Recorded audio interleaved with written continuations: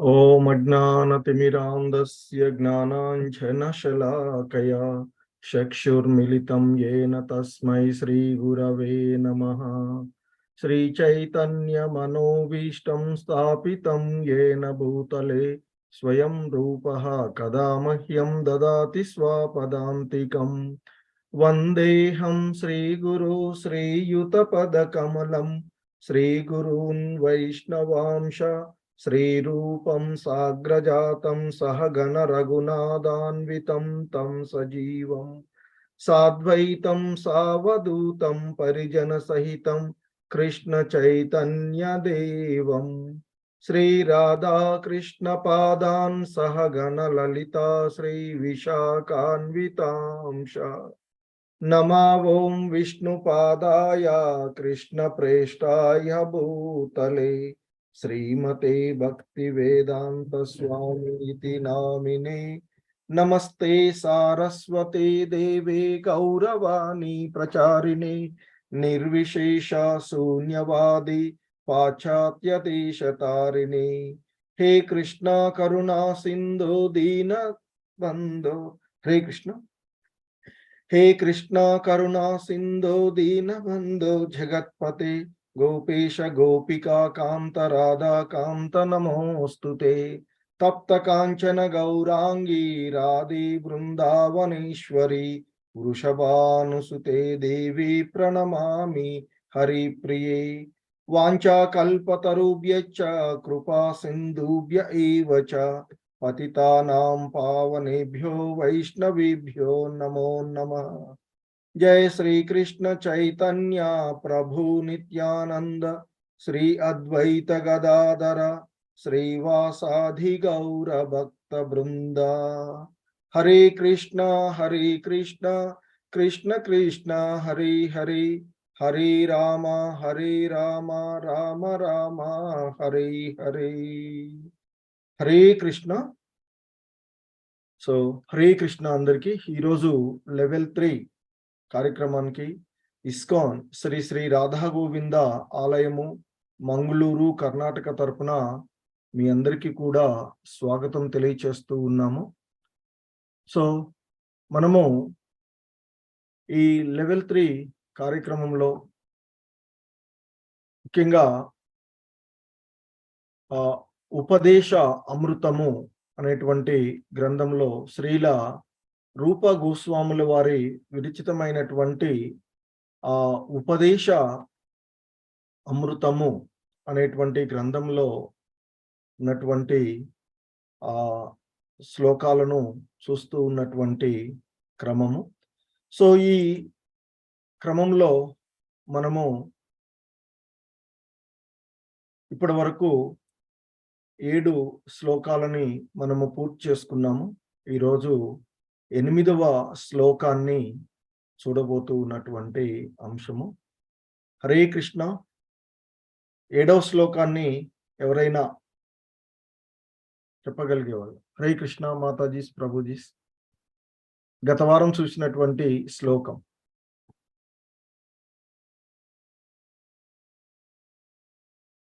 Hare Krishna.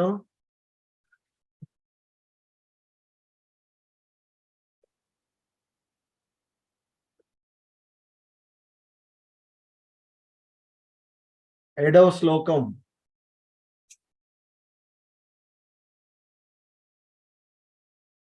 Okay. So మనము గత వారంలో చూసినటువంటి 7వ శ్లోకంలో ముఖ్యంగా భగవంతుని యొక్క నామము, చరిత, లీలలు, కర్మలు అన్నీ కూడా అవి పటిక బెల్లంలాగా అతి మధురమైనవి అని, కానీ అవిద్య అనేటువంటి కామర్ల రోగానికి గురి అయి ఉండడం వల్ల ఆ మధురమైనటువంటి రుచిని ఏది కూడా మన నాలుక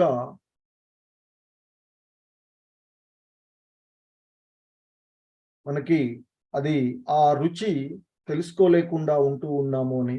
అయితే నిరంతరం కూడా ఆ నామ ప్రతి దినము ఆ నామాన్ని కీర్తించడం ద్వారా రుచి కలగడము, ఆ వ్యాధి అంటే ఆ నామం పైన మనకి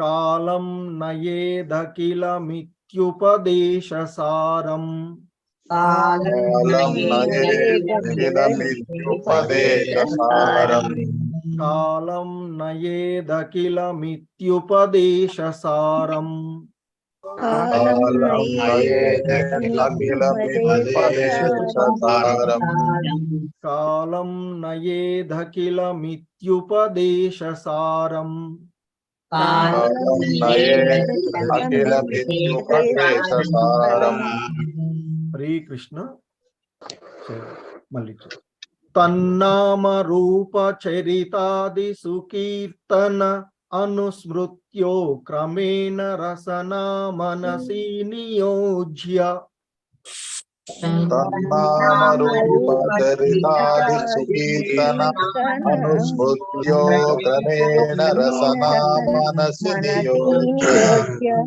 तन्नाम रूप चरितादि सुकीर्तन अनुस्मृत्यो क्रमेण रसना मनसि नियोज्य तन्नाम रूप चरितादि सुकीर्तन अनुस्मृत्यो क्रमेण रसना मनसि नियोज्य तन्नाम रूप चरितादि सुकीर्तन अनुस्मृत्यो क्रमेण रसना मनसि नियोज्य तन्नाम रूप चरितादि सुकीर्तन अनुस्मृत्यो क्रमेण रसना मनसि नियोज्य हरे कृष्ण तिष्ठन् व्रजे तदानुरागी जनानुगामी कालं नयेदखिलमित्युपदेशसारम्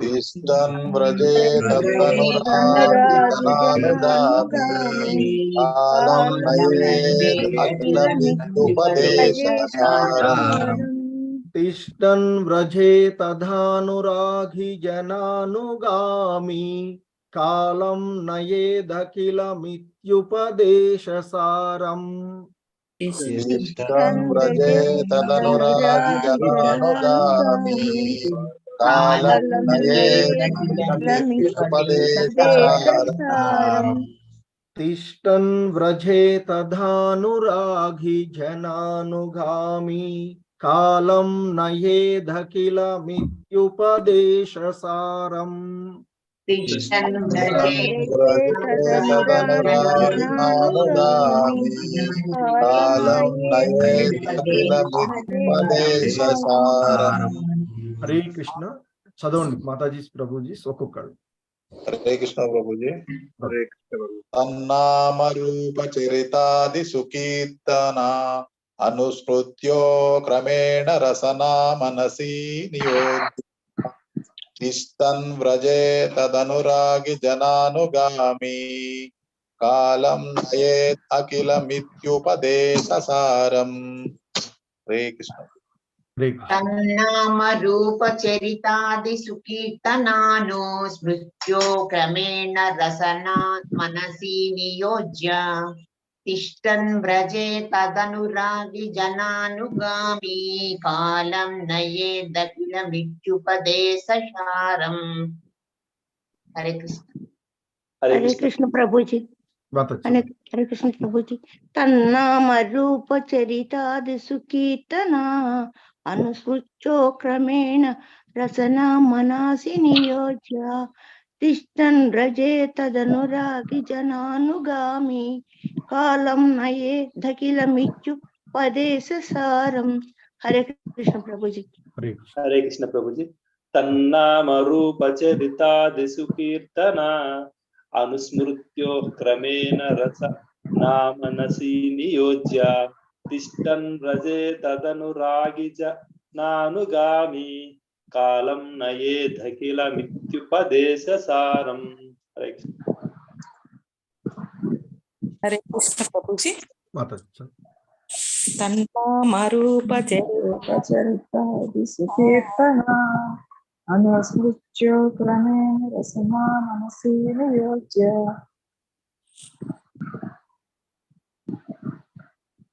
हरे कृष्ण प्रभु जी हरे कृष्ण తన్నామరూపచరితాది సుకీర్తన అనుస్మృత్యో క్రమేణ రసనా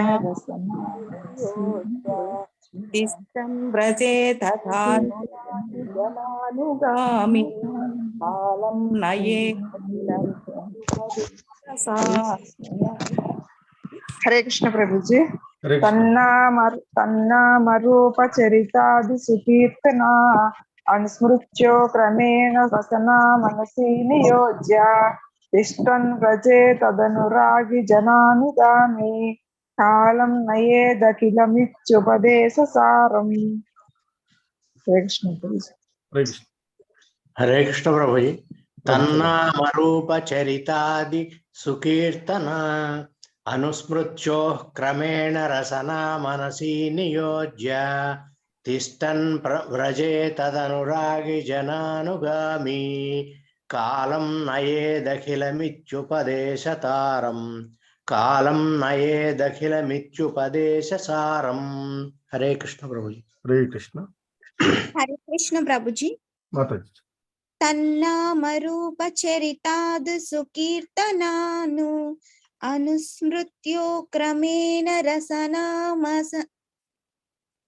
మనసి నియోజ్య తిష్టన్ వ్రజే తదనురాగి జనానుగామి కాలం నయేదఖిలమిత్యుపదేశ సారం.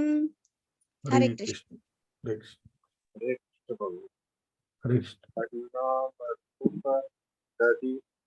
సుకీర్తన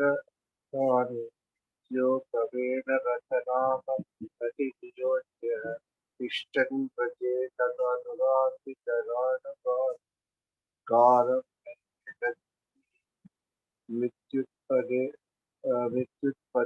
ఉపదేశ సారం. హరే కృష్ణ. సో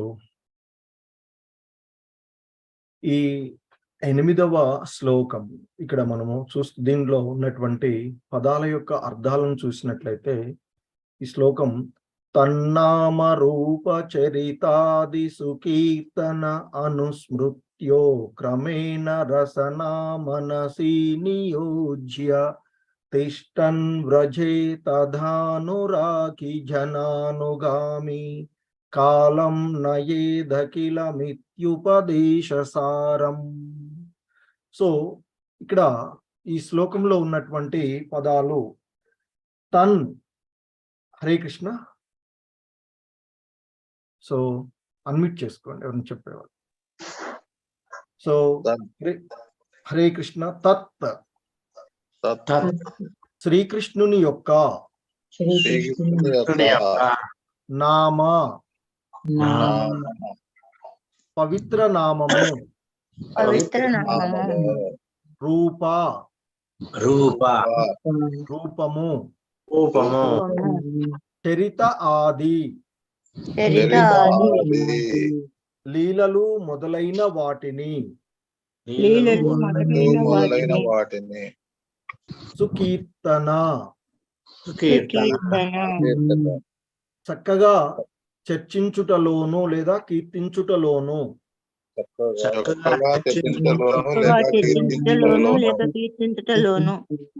అనుస్మృత్యోహో స్మరించుటలోను క్రమేణ క్రమముగా రసనా మనసి జిహువను మనసును నియోజ్య నియోగించి తిష్టన్ నివసిస్తూ వ్రజే బృందావనంలో తత్ అనురాగి జన అనుగామి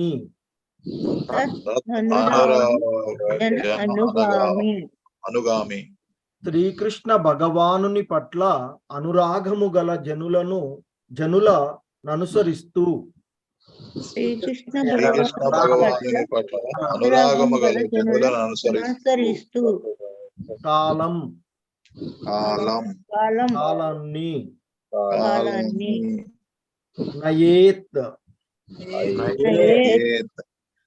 ఉపయోగించుకోవాలి ఉపయోగించుకోవాలి. అఖిలం పూర్తిగా లేదా సమస్తమైన సమస్తమైన ఇతి ఇది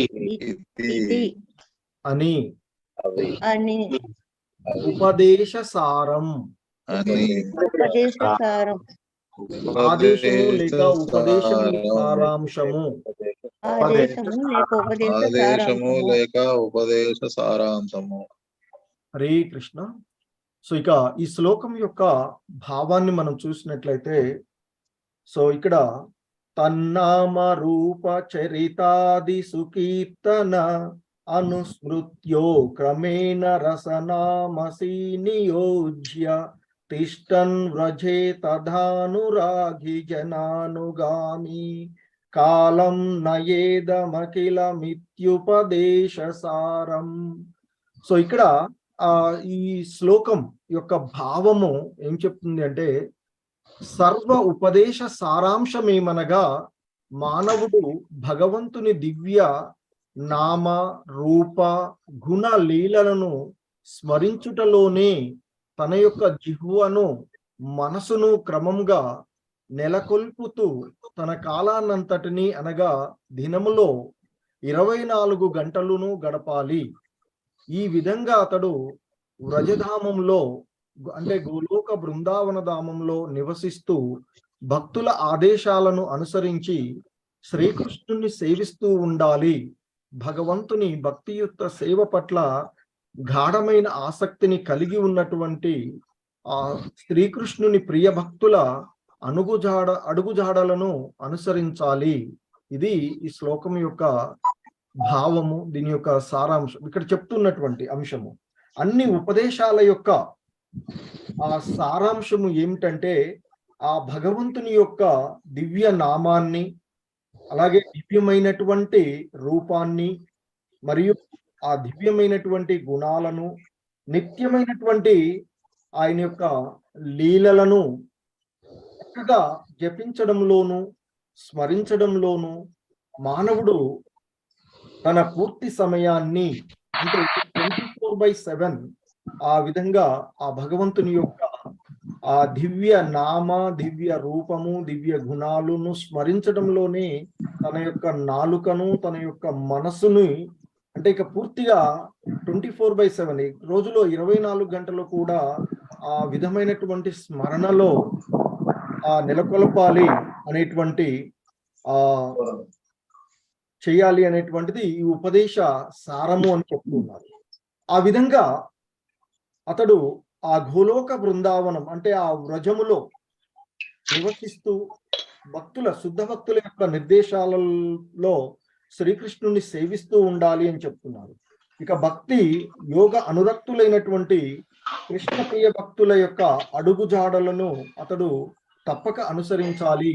మనకు ఉన్నటువంటి ఆ పూర్వ ఆచార్యులైనటువంటి వారు, శుద్ధ భక్తులైనటువంటి వారి యొక్క అడుగుజాడలను అనుసరిస్తూ క్రమంగా ఆ గోలోక బృందావనంలో ఆ వ్రజధామంలో నివసిస్తూ ఉండాలి భక్తుడు అనేటువంటి వాడు అనేది ఇక్కడ ఆ ఉపదేశాల యొక్క అన్ని ఉపదేశాల యొక్క సారము అనేటువంటి అంశాన్ని ఇక్కడ మనకి తెలియచేస్తూ ఉన్నటువంటిది రూప గోస్వాముల వారు.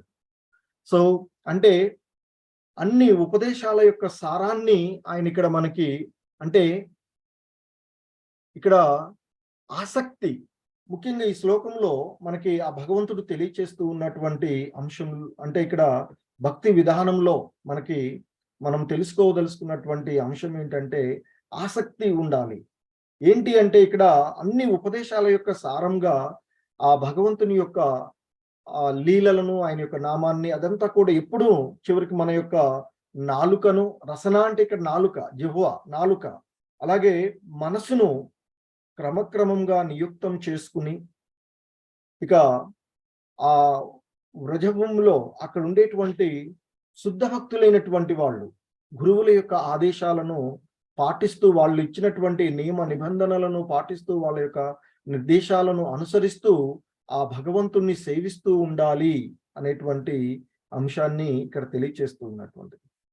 సో అలాగే ఆ భగవంతుని యొక్క భక్తియుత సేవ పట్ల గాఢమైనటువంటి ఆసక్తిని, ఎందుకంటే ఆ వ్రజధామాన్ని చేరుకున్నట్లయితే ఆ బృందావనంలో అక్కడ ఉండేటువంటి శుద్ధ భక్తులు ఎవరైతే ఉన్నారో, అంతకుముందే ఈ సాధన ఇవన్నీ శుద్ధ అంటే ఉత్తమమైనటువంటి స్థితికి చేరినటువంటి భక్తులు ఎవరైతే ఉన్నారో, ఆ కృష్ణకి ప్రియమైనటువంటి భక్తుల యొక్క అడుగుజాడలను అనుసరిస్తూ, అంటే పూర్వ ఆచార్యులు ఏ అంశాలను మనకి బోధిస్తున్నారో వాటిని అనుసరిస్తూ ఆ విధంగా ఆ వ్రజధామంలో నివాసము ఉండాలి అనేటువంటి అంశాన్ని మనకి ఇక్కడ తెలియచేస్తూ ఉన్నటువంటి అంశము. సో ముఖ్యంగా ఇక్కడ శ్రీల రూపగోస్వాములు వారు ఇచ్చినటువంటి ఈ శ్లోకానికి ఇస్కాన్ వ్యవస్థాపక ఆచార్యులైనటువంటి శ్రీల ప్రభుపాదులు వారు ఇస్తూ ఉన్నటువంటి ప్రామాణికమైనటువంటి వ్యాఖ్య ఏంటంటే, ఇక్కడ మనం చూసినట్లయితే, భాష్యం చూసినట్లయితే ఆయన చెప్తున్నారు, మనసు మానవునికి శత్రువుగా గాని లేదా మిత్రుడుగా గాని ఉండవచ్చును. అందుచేత అతడు తన మనసుకు అంటే తన యొక్క మనసుని తనకు మిత్రుడయ్యేలాగాను శిక్షణ ఇవ్వాలి అనేటువంటిది ఇక్కడ చెప్తున్నారు. అంటే మన మనసు అనేటువంటిది మనకి ఒక మంచి మిత్రుడిలాగాను, సుహృదమైనటువంటి మిత్రుడిలాగాను, లేదా అది శత్రువులాగాను పనిచేస్తుంది అనేటువంటి అంశాన్ని ఆ దేవాది దేవుడైనటువంటి శ్రీకృష్ణ భగవానుడు మనకి భగవద్గీత 6వ అధ్యాయంలో తెలియచేసినటువంటి అంశము. సో మనసు అనేటువంటిది ఈ జీవుడికి మిత్రునిలాగాను లేదా శత్రువులాగాను ఉంటుంది. మనసును మన ఆధీనంలో ఉంచుకున్నట్లయితే అది మనసును జయించినటువంటి వాడికి అది సుహృదమైనటువంటి మిత్రులాగా పనిచేస్తుంది అని, అలా మనసును ఆధీనపరచుకోలేనటువంటి వాడికి అది శత్రువులాగా పనిచేస్తుంది అని. సో మిత్రులాగా పనిచేసినప్పుడు అది జీవుడిని ఆధ్యాత్మికంగా వృద్ధి చెందే విధంగా అంటే శాస్త్రాలలో సూచించినటువంటి కర్మలను అనుసరిస్తూ అది పనిచేస్తుంది అని చెప్పారు. అలా కాకుండా మనసు ఆధీనంలో లేకపోయినట్లయితే ఆ భౌతికమైనటువంటి ఇంద్రియాల వెంట పడడం ద్వారా అది ఆ జీవుడిని అంటే ఆ ఆత్మను పతనం చెందేది విధంగా అది ప్రవర్తిస్తుంది అని చెప్తున్నారు. అందుకే ఇక్కడ శ్రీల ప్రభుపాదుల వారు మనకు చెప్తున్నారు, అందుచేత మానవుడు మనసును తనకు మిత్రుడయ్యేలాగా శిక్షణ ఇవ్వాలి అని చెప్తున్నారు. అంటే మనసుని మన ఆధీనంలో ఉంచుకోవాలి అని చెప్తున్నారు. సో మనస్సు ఆధీనంలో ఉన్నట్లయితే ఇంద్రియాలన్నీ కూడా, ఎందుకు మనము ఈ దేహం అనేటువంటిది ఒక రథంతో పోలుస్తూ ఉన్నాం. ఆ రథంలో ఆ ఇంద్రియాలు గుర్రాలు కాగా, గుర్రాలకు కట్టిబడినటువంటి కళ్యాలు మనసుగాను, ఆ రథసారథిగా ఉండేవాడు బుద్ధిగాను, ఇంటెలిజెన్స్ బుద్ధిగాను, ఇక అందులో ఉండేటువంటి ప్రయాణికుడు ఆత్మగా చెప్తూ ఉంటుంటారు ఈ దేహంలో. మరి అలాంటి అప్పుడు ఆ కళ్యాలను సక్రంగా మనం పట్టుకుని ఉన్నట్లయితే, అంటే మన యొక్క బుద్ధి ద్వారా సరైనటువంటి శిక్షణ ఇవ్వడం, అంటే కళ్యాలను సక్రంగా పట్టుకున్నట్లయితే ఇంద్రియాలన్నీ కూడా ఆటోమేటిక్గా ఆధీనంలోనికి వచ్చేస్తాయి. సో అదే ఇక్కడ చెప్తూ ఉన్నటువంటి. సో కాబట్టి మనసును తన మిత్రులయ్యేలాగా శిక్షణ ఇవ్వాలి అని, శ్రీకృష్ణుని సేవలో సర్వదా నిమగ్నమై ఉండునట్లు మనసుకు శిక్షణ ఇవ్వడానికే ముఖ్యంగా కృష్ణ చైతన్య ఉద్దేశము నిర్దేశించబడింది అని చెప్తున్నారు. ఈ కృష్ణ చైతన్య ఉద్యమం ఏదైతే ఉందో, ఈ ఇస్కాన్ సంస్థ ద్వారా నడుపుతూ ఉన్నటువంటి ఈ ఉద్యమం, ఆ కృష్ణ చైతన్య ఉద్యమము ఆ మనసును ఆ విధంగా మరల్చే విధంగాను, దానికి బేసిక్గా మనం చేసేటువంటిది నామ సంకీర్తన చేస్తూ ఉంటుంటాం, నామ జపం చేస్తూ ఉంటుంటాం. సో తద్వారా మనసు మన యొక్క ఆధీనంలోనికి వచ్చేటువంటి అవకాశం.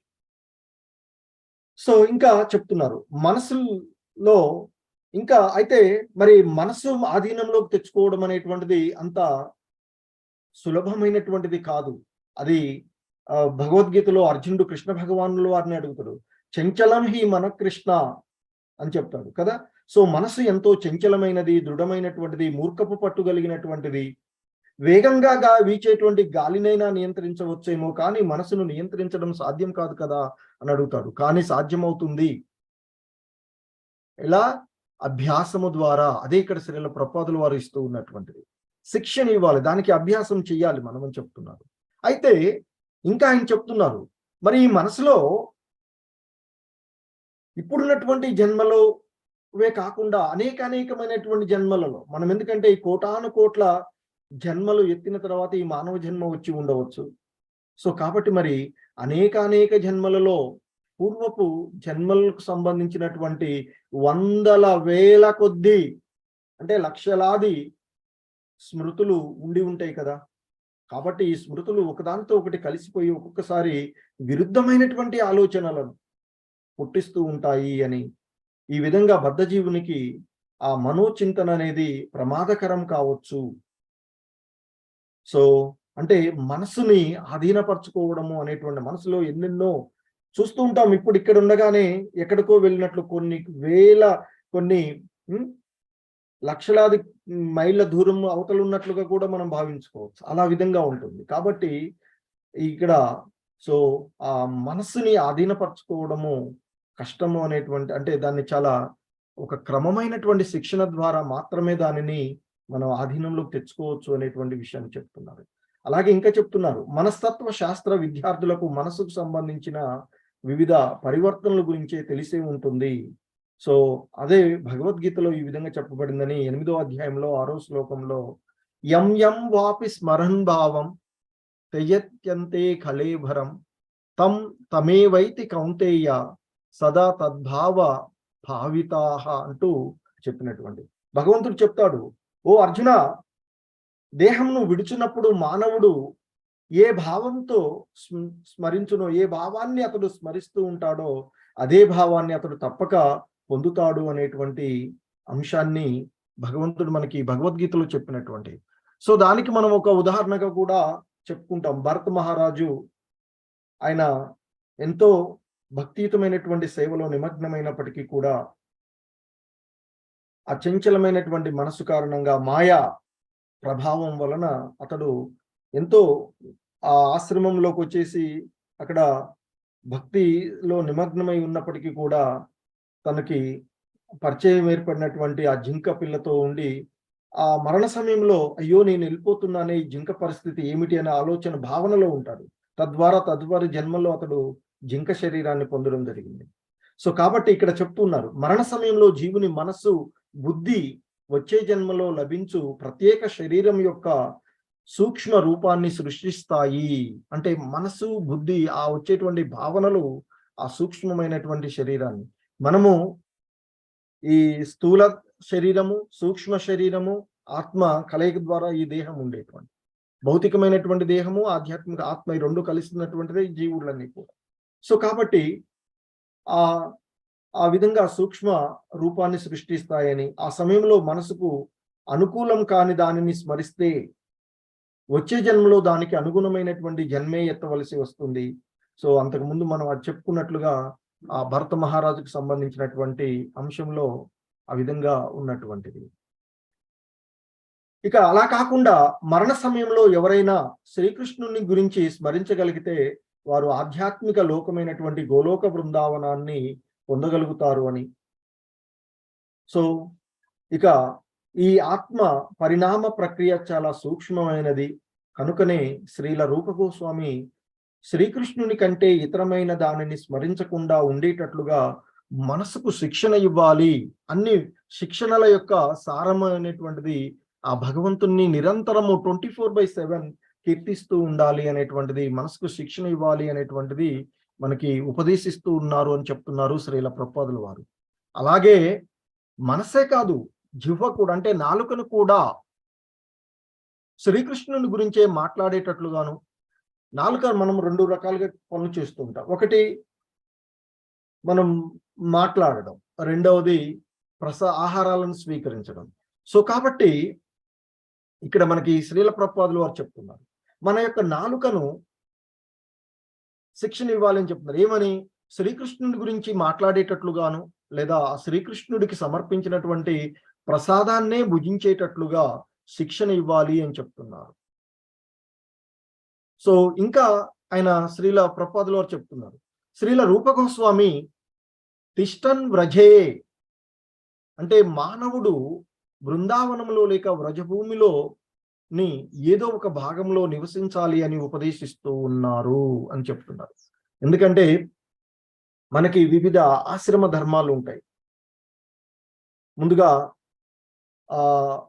బ్రహ్మచారి, తర్వాత గృహస్థ అయిన తర్వాత సాధారణంగా వానప్రస్థ అంటే ఇక్కడ మనము ఎక్కడో వనంలోకి వెళ్ళి ఉండటం కాదు. ఇక్కడ మనకి అవకాశం ఉన్నటువంటి ఆ వ్రజభూమి, ఆ బృందావన ప్రదేశం 84 క్రోసులు అని చెప్తారు. క్రోస్ అంటే 2 చదరపు మైళ్ళు అని చెప్తున్నారు. అంటే 168 చదరపు మైళ్ళుగా ఉన్నటువంటి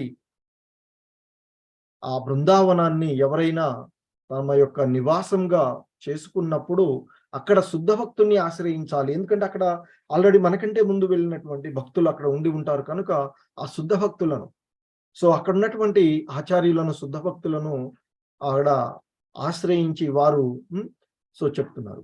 ఈ విధంగా ఒకరు ఎల్లప్పుడూ శ్రీకృష్ణుని గురించి, అతని లీలలను గురించి స్మరిస్తూ ఉండాలి. సో ఇంకా ఆ శ్రీల రూప గోస్వాములు వారు చెప్పినటువంటి విషయాలని ఆ భక్తి రసామృత సింధులో వారు చెప్పినటువంటి అంశాన్ని ఈ విధంగా మనకి కోట్ చేస్తున్నారు శ్రీల ప్రభుపాదుల వారు. కృష్ణం స్మరన్ జనం చాస్య ప్రేష్టం నిజ సమీహితం తత్ తత్ కదారతచాశౌ కుర్యాద్వాసం వ్రజే సదా. సో ఆయన ఇంకా చెప్తున్నారు ఇక్కడ, భక్తుడు దివ్యమైనటువంటి వ్రజధామంలో ఎల్లప్పుడూ నివసిస్తూ కృష్ణం స్మరన్ జననం చాస్య ప్రేష్టం అంటే శ్రీకృష్ణుని మరియు అతని ప్రియ సహచరులను ఎల్లప్పుడూ స్మరిస్తూ ఉండాలి. ఆ భగవంతుని యొక్క శుద్ధ భక్తులను, ఆయనతో ఉండేటువంటి నిత్య సహచరులుగా వచ్చేటువంటి ఆ నిత్య పార్శ్వాదులుగా వచ్చి మనల్ని ఉద్ధరించడానికి వచ్చినటువంటి, సాధారణమైనటువంటి మానవులను ఉద్ధరించడానికి వచ్చినటువంటి ఆయన యొక్క ప్రియ సహచరులను కూడా, అంటే మనకు వచ్చినటువంటి పూర్వ ఆచార్యులు ఎవరైతే వారినో అలాంటి వారిని స్మరిస్తూ ఉండాలి అని చెప్తూ ఉన్నారు. అలాంటి సహచరుల అడుగుజాడలను అనుసరించడం వలన, అంటే పూర్వ ఆచార్యులు ఏ విధమైనటువంటి భక్తి విధానాలను ఆచరించారో ఆ విధంగా అనుసరించడం వలన, వారి నిత్య మార్గ నిర్దేశంలో నడుచుట వలన ఎవరైనా దేవదేవుడైనటువంటి శ్రీకృష్ణుని సేవించాలనేటువంటి గాఢమైనటువంటి వాంఛను వృద్ధి చేసుకుంటాడు అని చెప్తున్నారు. అంటే ఆ విధంగా వారి యొక్క అడుగుజాడలలో నడవడం వల్ల భగవంతుని పైన ప్రేమ ఇంకా పెరుగుతుంది అని చెప్తూ ఉన్నారు.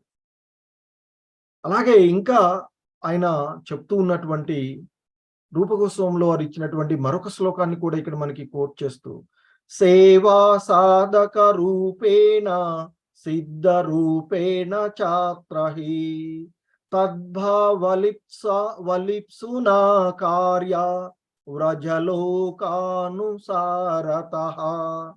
దివ్యమైనటువంటి వ్రజధామంలో ఎవరైనను అతని సహచరుల భావం వంటి భావంతో దేవదేవుడైన శ్రీకృష్ణుని సేవించాలి.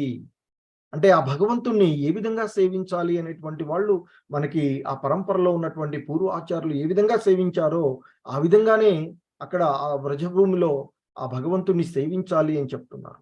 అక్కడ అతడు శ్రీకృష్ణుని ప్రత్యేకమైనటువంటి సహచరుని ప్రత్యక్షమైనటువంటి పర్యవేక్షణలో ఉంటూ అతని అడుగుజాడలను అనుసరించాలి. సో ఈ విధంగా చేసేటువంటి విధానం ఏదైతే ఉందో దానిని సాధన దశలలో, అంటే ఇక్కడ ఆ బంధన స్థితిలో ఉన్నప్పుడు నిర్వహించేటువంటి ఆ ఆధ్యాత్మిక సాధనలో, అంటే ఇక్కడ ఈ విధానాన్ని సాధన దశ అంటే సాధ్య దశలోను, అంటే భగవత్ సాక్షాత్కార దశలోను అతడు ఆధ్యాత్మికంగా పరిపక్వత పొందిన ఆత్మగా లేదా సిద్ధ పురుషుడుగా ఉన్నప్పుడు కూడా అభ్యసించవలెను. అంటే ఇక్కడ ఆయన చెప్తూ ఉన్నటువంటి అంశం ఏంటంటే, సాధన దశలో ఉన్న, సాధ్య దశలో ఉన్న, లేదా పరిపక్వత పొందినటువంటి సిద్ధ పురుషుడుగా ఉన్న ఆ భగవంతుణ్ణి నిరంతరము సేవిస్తూనే ఉండాలి అనేటువంటి విషయాన్ని, అంటే ఎప్పుడు కూడా భగవంతుణ్ణి స్మరణ నుండి బయటకు రావద్దు అని చెప్తున్నారు. మన నిత్యమైనటువంటి ధర్మం నిరంతరము ఆ భగవంతుడిని గుర్తుంచుకోవడము, ఆ భగవంతుడిని మర్చిపోకుండా ఉండడం. అంటే నేను ఒక్కొక్కసారి ఎలా వస్తుందంటే, ప్రారంభ దశలో సాధన కోసం నియమ నిబంధనలు పాటిస్తూ భగవంతుడిని సేవిస్తూ ఉంటారు. కొంత అయిన తర్వాత నాకు ఇక నేను పరిపూర్ణతను సాధించాను కదా, ఇక నాకు ఆ భగవంతుని నామస్మరణ లేదు, నేను హాయిగా ఇట్లా ఉంటాను అనేటువంటి పరిస్థితిలో ఉంటారు. సో అది కూడా కాదు అని చెప్తున్నారు ఇక్కడ మనకి. ఆయన చెప్తూ ఉన్నటువంటి అంశం, ఏ దశలోనైనా నిరంతరము కూడా ఆ భగవన్నామ స్మరణలోనే ఆ భగవంతుని అభ్యసిస్తూనే ఉండాలి అనేటువంటి అంశాన్ని చెప్తున్నారు.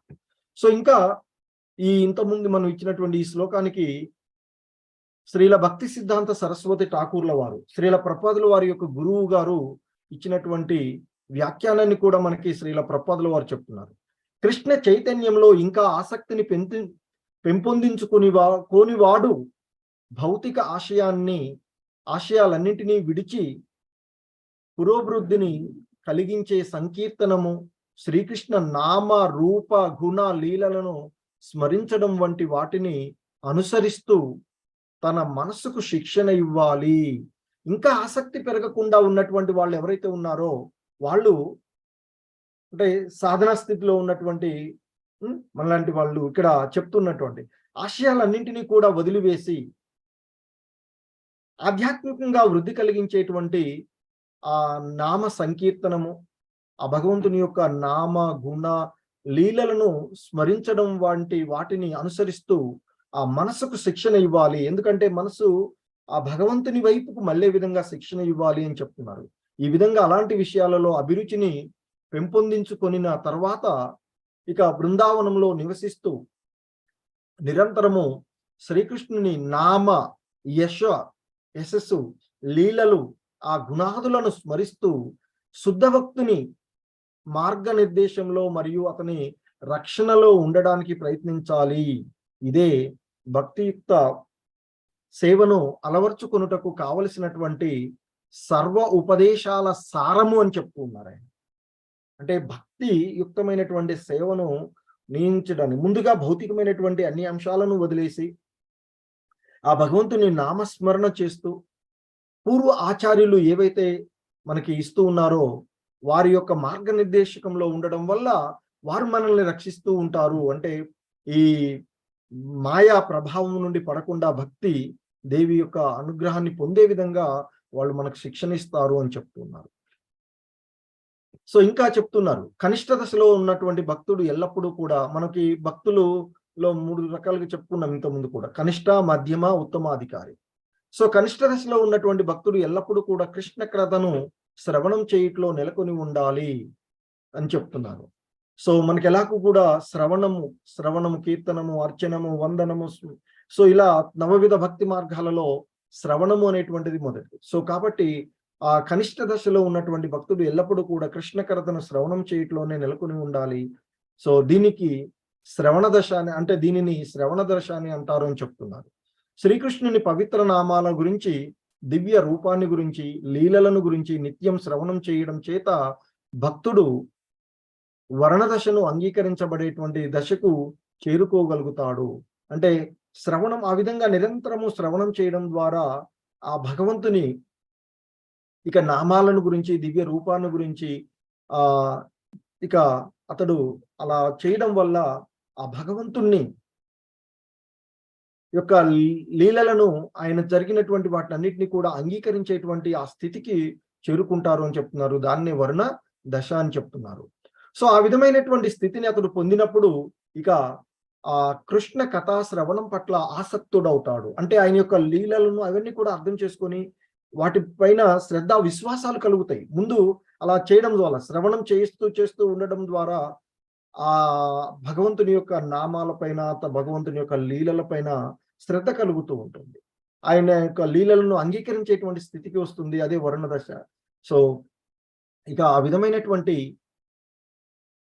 స్థితికి చేరుకున్నప్పుడు అతడు కృష్ణ కథ శ్రవణం పట్ల ఆసక్తుడవుతాడు. పారవశ్యంతో కీర్తించుతూ కలిగినప్పుడు అతడు ఇంకా స్మరణావస్థను పొందుతాడు అని చెప్తున్నారు. స్మరణము, మననము, ధ్యానము, అనుస్మరణ, సమాధి అనేవి కృష్ణ స్మరణలోని 5 క్రమానుసారాలు. మొదటగా స్మరణం చేయడం, తర్వాత వాటిని నిరంతరం కూడా మననం చేయడం, ఆ తర్వాత ధ్యానం, అనుస్మరణం, సో చేయడం. ఇక చివరికి స్థితి పరిపూర్ణంగా భగవంతుని లోనే నిమగ్నమై ఉండేటువంటి సమాధి స్థితి. సో ఇవి ఆ కృష్ణ స్మరణలో ఉండేటువంటి 5 సోపానాలు అని చెప్తూ ఉన్నారు. ఇక ఆ ప్రారంభంలో కృష్ణ స్మరణ చేస్తూ ఉన్నప్పుడు కొన్నిసార్లు ఆటంకాలు ఏర్పడవచ్చు, కానీ తర్వాత అది నిరాటంకంగా కొనసాగుతుంది. ఎందుకంటే ప్రారంభ దశలో ఉన్నప్పుడు మనసు దానిపైన కేంద్రీకరించడం అనేటువంటిది కొంచెం కష్టమవుతుంది. కానీ నిరంతర అభ్యాసం చేయడం వల్ల ఆ ఆటంకాలన్నీ కూడా తొలగిపోయి ఇక నిరంతరం కూడా స్మరణ నిరాటంకంగా కొనసాగుతుంది. అలా సాగినప్పుడు అది నిశ్చలమైనటువంటి స్థితికి వస్తుంది. దానినే ధ్యానము అని చెప్తాం. ధ్యానం విస్తరించి స్థిరమైనప్పుడు అది అనుస్మృతి అవుతుంది అని. సో అలా నిరాటంకమైనటువంటి అనుస్మృతి వలన ఇక భక్తుడు ఆ పరిపూర్ణమైనటువంటి సమాధి దశను పొందుతాడు అని చెప్తున్నారు. స్మరణ దశ లేక సమాధి దశ సంపూర్ణమైనప్పుడు జీవుడు తన యొక్క సహజమైనటువంటి స్థితిని, అంటే ఆత్మ భగవంతుడు, ఆత్మకి భగవంతునికి మధ్య ఉండేటువంటి సంబంధము, అంటే ఈ మనది నిరంతరం కూడా భగవంతుని యొక్క స్మరణలోనే మన యొక్క విధానము అనేటువంటి అంశాన్ని తెలుసుకోగలుగుతాడు అనేటువంటి విషయాన్ని చెప్తున్నారు. సహజమైనటువంటి స్థితిని అవగాహన చేసుకుంటాడు. ఆ సమయంలో అతడు తనకు కృష్ణుడికి మధ్య ఉండేటువంటి శాశ్వత సంబంధాన్ని సంపూర్ణంగా స్పష్టంగా తెలుసుకుంటాడు. దీనినే సంపత్తి దశ అని అంటారు అని చెప్తున్నారు. ఇదే జీవిత పరిపూర్ణత్వము. కాబట్టి ఇక ఆ స్థితిని తెలుసుకున్నప్పుడు ఇక భక్తులు ఎప్పుడు కూడా నిరంతరము ఆ భగవంతుని సహపార్శ్వాదులుగా ఆయనతోనే ఉంటుంటారు. సో ఇక ఇంకా చెప్తున్నారు, నూతన భక్తులు అన్ని రకాలైనటువంటి కోరికలను విడిచి శాస్త్ర గ్రంథాల నిర్దేశాలను అనుసరించి నియమబద్ధమైనటువంటి భక్తి సేవలో నెలకొని ఉండాలి అని శ్రీ చైతన్య చరితామృతము ఆదేశిస్తుంది అని చెప్తూ ఉన్నారు. అంటే నూతన భక్తులుగా కొత్తగా భక్తులకు వచ్చినప్పుడు మనము ఆ గురువు గారు చెప్పినటువంటి లేదా శాస్త్రాలు చెప్పినటువంటి విధానాన్ని పాటిస్తూ ఉండాలి. సో దాన్నే సాధనా భక్తి అని అంటాం. మరి ఆ సాధన భక్తి విధి భక్తిగా ఉంటుంది. అంటే గురువు చెప్పినటువంటివి, అంటే మనకి ఆ ఆదేశాల పట్ల వాటి పట్ల ఆసక్తి ఉండకపోయినా గురువు గారు చెప్పారు లేదా శాస్త్రాలు చెప్తున్నాయి కాబట్టి చేస్తూ ఉంటుంటాం. సో అలా చేసేటువంటిది దాంట్లో సాధన భక్తి మళ్ళీ 2 విధిగా చేసేటువంటిది. అదైన తర్వాత అలా చేయడం వల్ల కొంత మనకి వాటిపైన రాగం పెరుగుతుంది. సో అటువంటి దానిని మనము ఇక్కడ రాగభక్తి అని చెప్తాం. అంటే ఆ భగవంతుని పట్ల ప్రేమ కలుగుతూ ఉంటుంది. సో ఆ విధంగా ఆ రాగభక్తి లేదా స్వచ్ఛందమైనటువంటి ప్రేమతో కూడినటువంటి భక్తియుక్త సేవలోకి వస్తారు. అలాంటి దశలో భక్తుడు ఆ బృందావనంలో శ్రీకృష్ణుని నిత్య సహచరులలోని ఒకరి అడుగుజాడలను అనుసరించవచ్చు. సో ఆ విధంగా ఎవరినైతే అనుసరిస్తూ చేస్తూ ఉంటారో దీన్ని రాగానుగ భక్తి అని చెప్తున్నారు. సో ఇక ఆ రాగానుగ భక్తి లేక స్వచ్ఛందమైనటువంటి భక్తియుక్త సేవను శాంతరస రూపంలో నిర్వహించవచ్చు. అప్పుడు భక్తుడు శ్రీకృష్ణుని గోవులుగా గాని, అతని దండంగా గాని, లేదా అతనిలో చేతిలో ఉన్నటువంటి వేణువుగా గాని, అతని మెడ చుట్టూ ఉండేటువంటి పూలమాలగా గాని ఉండాలని కోరుకోవచ్చు. దానినే ఇక్కడ అంటే చెప్తున్నారు. సో ఇక దాస్య రసలో భక్తుడు చిత్రకుడు, పత్రకుడు, రక్తకుడు అనేటువంటి సేవకుల అడుగుజాడలను అనుసరించవచ్చు. స్నేహంతో కూడినటువంటి ఆ సఖ్య రసలో భక్తుడు బలదేవునిలాగా గాని, లేదా సుధామునిగా గాని, లేదా అంటే భగవంతునికి మిత్రుడుగా గాని ఉండవచ్చు, లేదా వాత్సల్య ప్రేమ లక్షణాలతో కూడినటువంటి ఆ భక్తుడుగా, అంటే యశోదామాత నందమహారాజుల్లాగా గాని, లేదా శృంగార ప్రేమ లక్షణాలు గల మాధుర్య రసంలో అంటే శ్రీమతి రాధారాణిగా గాని, ఆమె చెలికత్తలైనటువంటి లలిత లాగా కానీ, విశాఖ లలిత లాగా కానీ ఆమె మంజూరులైనటువంటి సేవకులైనటువంటి రూప, రతి వలె కానీ ఉండవచ్చు. ఇదే భక్తియుత సేవ విషయంలో సర్వ ఉపదేశాల సారము అంటూ, సో వివిధ రకాలుగా క్రమక్రమంగా ఏ విధంగా ఆసక్తిని భగవంతుని పైన పెంచుకోవచ్చు అనేటువంటి అంశాన్ని ఇక్కడ మనకి ఈ శ్లోకంలో తెలియచేయబడినటువంటి అంశాలు. హరే కృష్ణ.